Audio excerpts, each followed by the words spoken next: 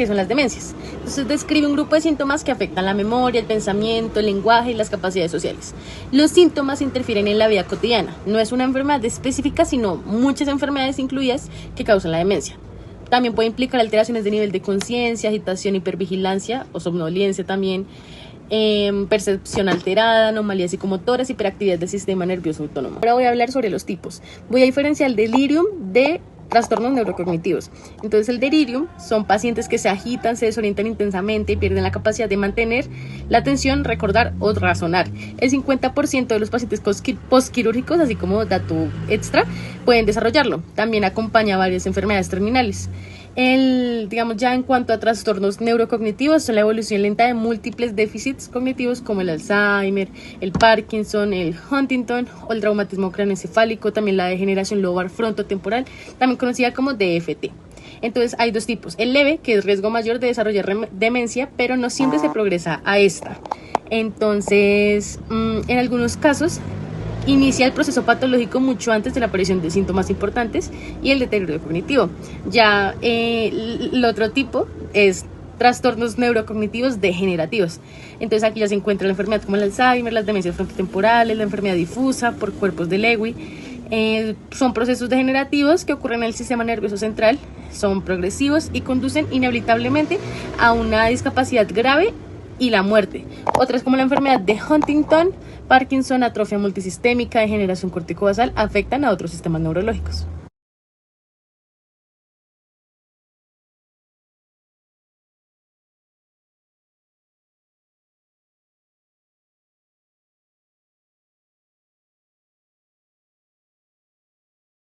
En la fisiopatología de los trastornos cognitivos, encontramos que estos ocurren por el deterioro de las funciones cognitivas.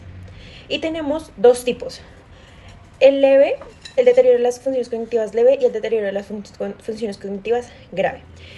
En el leve vamos a tener un declive cognitivo, pero este no va a afectar el funcionamiento normal de la persona, sino que solo va a afectar uno o dos máximo dominios cognitivos.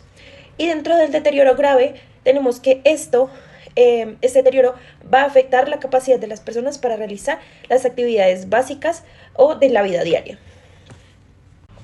Dentro de las funciones cognitivas que se ven afectadas, la más importante es la función ejecutiva.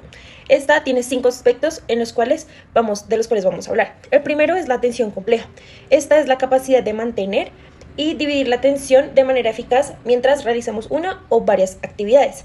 La segunda es la cognición social, que es la capacidad de comprender las emociones, pensamientos, intenciones y comportamientos propios de los demás. Y así vamos a poder tener mejores relaciones interpersonales. La tercera es el lenguaje, en donde vamos a ser capaces de producir y comprender y utilizar palabras o símbolos para podernos comunicar, sea de manera escrita, hablada o gestual. La cuarta es la función o la parte perceptivo-motora, en donde vamos a integrar la información sensorial con el movimiento. Esto nos va a permitir interactuar con todo nuestro entorno. Y la quinta es el aprendizaje y la memoria, en donde vamos a poder adquirir, almacenar y consolidar y recuperar la información y las experiencias que vivamos a lo largo de nuestra vida. Ahora que ya vimos que los trastornos neurocognitivos se ven por una disfunción de las funciones cognitivas, vamos a ver que dentro de las clasificaciones sean por enfermedades o por las causas que genera estas disfunciones en las funciones cognitivas. Lo primero y más importante es que hay una progresión gradual del deterioro de estas funciones. Entonces, dentro de las enfermedades más importantes de este gran grupo, tenemos el Alzheimer, que da el 50% a los pacientes que presentan trastornos neurocognitivos. Esto se da por una acumulación de una proteína que se llama beta-amiloide, que lo que hace, en la imagen que les estoy dejando acá, se explica un poco mejor, pero la placa de proteína que está normalmente en el cuerpo se va a generar o se va a acumular extracelular, o sea, fuera de la neurona, y va a impedir que haya la sinapsis o intercambio de las conexiones. La proteína tau se hiperfosfolariza, entonces va a reducir funciones intracelulares también. ¿Por qué? Porque esta ayuda al transporte de los túbulos intracelulares. Hay una muerte neuronal y una pérdida sináptica. Hay un déficit de acetilcolina y una atrofia del hipocampo y la corteza. Y acá es lo más importante porque dentro del déficit de la acetilcolina en los adultos mayores es súper importante esto porque gracias a una demanda de glucosa que se disminuye porque los cerebros están envejecidos, porque las capacidades se disminuyen, a medida que pasa el tiempo, pues va a haber una disminución de la acetilcolina.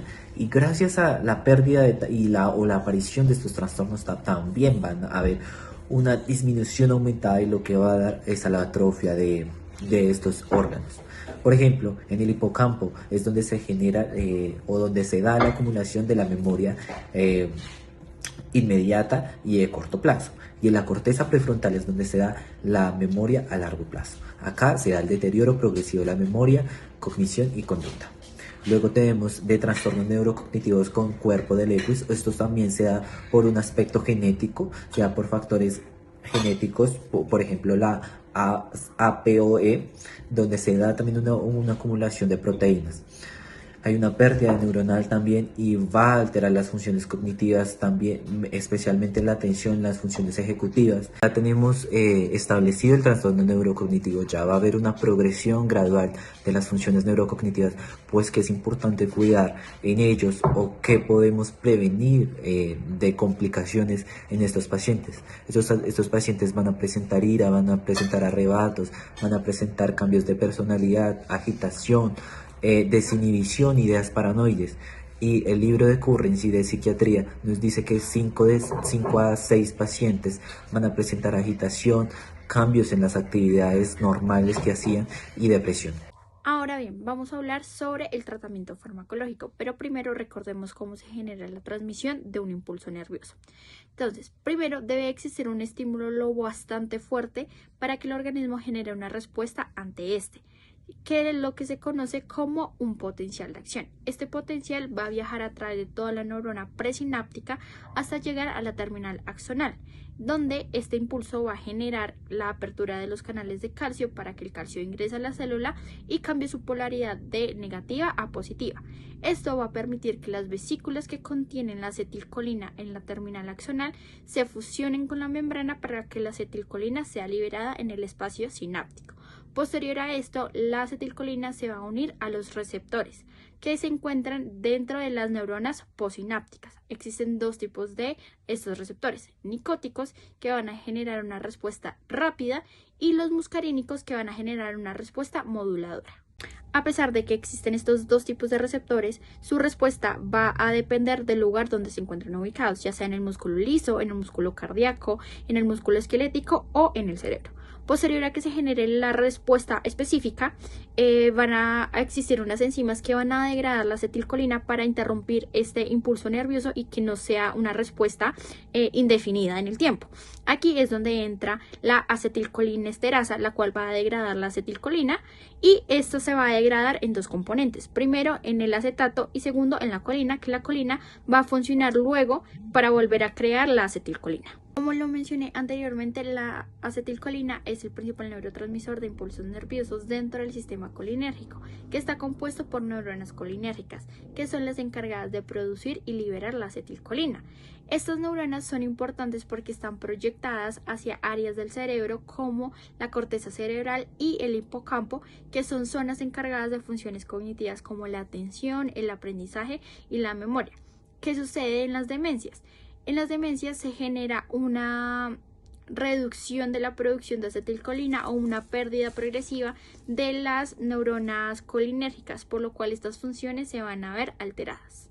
En cuanto a medicamentos, específicamente encontramos lo que es la ribastigmina, que es un medicamento que se va a encargar de inhibir a la enzima acetilcolinesterasa y a la enzima butirilcolinesterasa, que son las dos enzimas que se encargan de degradar la acetilcolina. Como mencioné, existe en las demencias una disminución de la acetilcolina o de las neuronas colinérgicas, por lo cual si se inhibe las enzimas que van a degradar a la acetilcolina, esta va a tener un efecto más duradero en el tiempo, favoreciendo y estimulando las funciones cognitivas.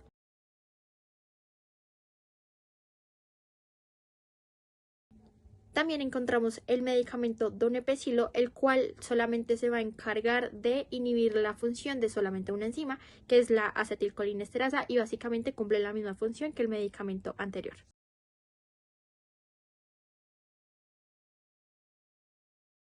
En esta diapositiva se explica cómo actúa la galantamina. En primer lugar, inhibe de forma reversible la enzima acetilcolinesterasa, que es la encargada de degradar la acetilcolina. Al inhibir esta enzima disminuye la degradación de la acetilcolina y aumenta su concentración en el espacio sináptico. Como resultado, se estimulan más los receptores colinérgicos del sistema nervioso central, lo que favorece la comunicación entre las neuronas. Además, la galantamina actúa como modulador alostérico positivo de los receptores nicotínicos de acetilcolina. Esto significa que hace que estos receptores respondan mejor a la acetilcolina disponible, mejorando la transmisión colinérgica cerebral y contribuyendo a mantener la función conectiva. Entonces, en resumen, la galantamina aumenta la cantidad y la eficacia de la acetilcolina en el cerebro, lo que ayuda a mejorar o mantener temporalmente funciones como la memoria y la atención en pacientes con enfermedad de Alzheimer.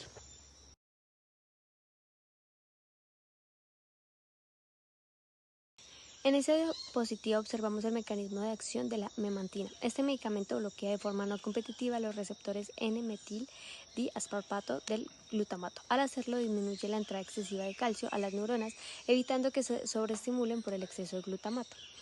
Como consecuencia, se reduce la excitotoxicidad neuronal, que es el daño que sufren las neuronas cuando están expuestas a una estimulación excesiva durante mucho tiempo. De esta manera, la memantina ayuda a proteger las neuronas y mantener la función sináptica, lo que puede contribuir a preservar las funciones cognitivas en pacientes con enfermedad de Alzheimer. En resumen, la memantina protege las neuronas del daño causado por el exceso de glutamato, ayudando a mantener la comunicación entre ellas y retrasando el deterioro cognitivo.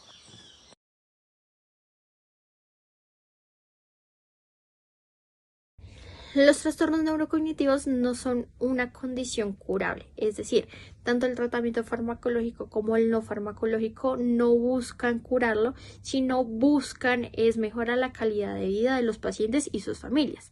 Dentro del tratamiento no farmacológico encontramos 4 componentes importantes, que es la terapia cognitiva, la cual va a generar una estimulación mental para que el paciente refuerce las capacidades y funciones cognitivas con las que ya cuenta y se ralentice un poco su deterioro.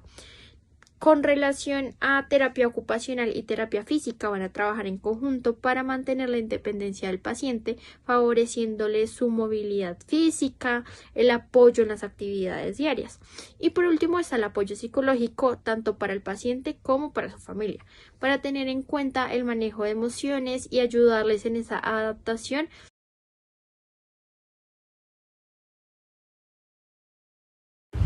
El plan de cuidados de enfermería para una persona con Alzheimer, utilizando el NANDA-NIC-NOC, nos dice que primero tenemos un diagnóstico, que es la confusión crónica, que esta se relaciona con el deterioro progresivo de las funciones cognitivas y se puede manifestar con desorientación en tiempo, lugar y persona. Además, alteraciones de la memoria, dificultad para tomar decisiones.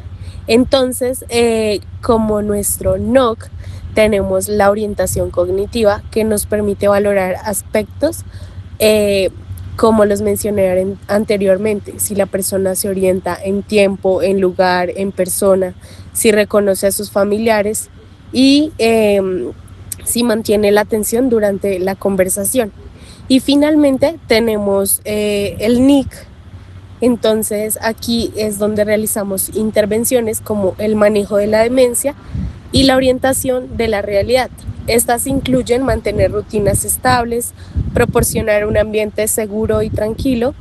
Esto lo podemos hacer utilizando fotografías, calendarios y ayudas visuales, pues que nos permitan vigilar, educar y hacer otras intervenciones de estos cambios cognitivos y conductuales.